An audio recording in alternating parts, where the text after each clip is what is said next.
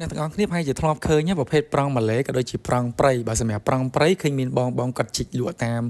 Facebook ណាហើយសម្រាប់ប្រង់ម៉ាឡេប្រហែលជាអ្នកទាំងអស់គ្នាធ្លាប់ឃើញនៅតាមស្តង់លក់ផ្កាផ្សេងដោយសារតែប្រង់ម៉ាឡេគឺសម្បូរដែរតែថ្ងៃនេះខ្ញុំមកសុំធ្វើការបង្ហាញតាក់ទងជាមួយនឹងប្រង់កម្រ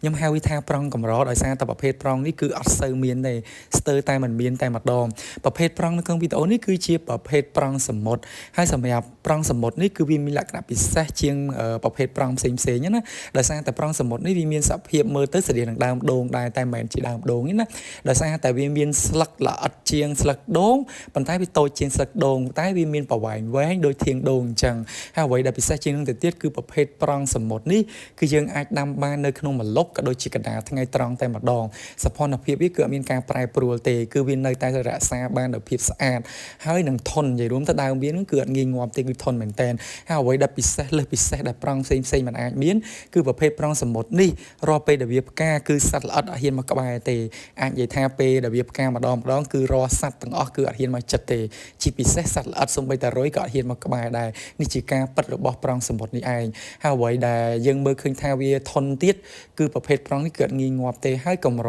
ទៀតអញ្ចឹងបើសិនជាអ្នកទាំងអស់គ្នាមានបំណងចង់បានប្រភេទប្រង់ដែលចម្លែកហើយកម្របែបនេះអាចមករកបានជាមួយស៊ុននគររាជដោយសារយើងនៅសល់តែ2ដើមទេអាចសួរព័ត៌មានលម្អិតជាមួយនឹងលេខទូរស័ព្ទរបស់បានដាក់ខាងលើបានណាអាចមកមើលផ្ទាល់បានទៀត